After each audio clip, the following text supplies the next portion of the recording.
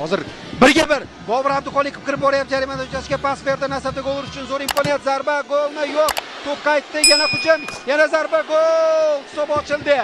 Nihoyat Bobur Abduxoliqov mana mavsumdagi birinchi golini urdi o'yinning 54-daqiqasida. To'pni tashlaganligi uchun ham aslida u baribir yakunda gol bilan taqdirlandi. Qizg'anmadi, pas berdi.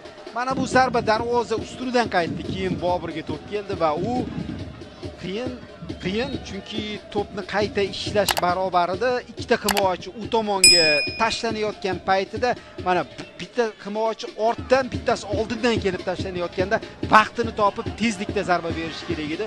Bobur o'sha oraliqni topdi, o'sha soniyada bir lahza kutganda qiyin bo'lardi.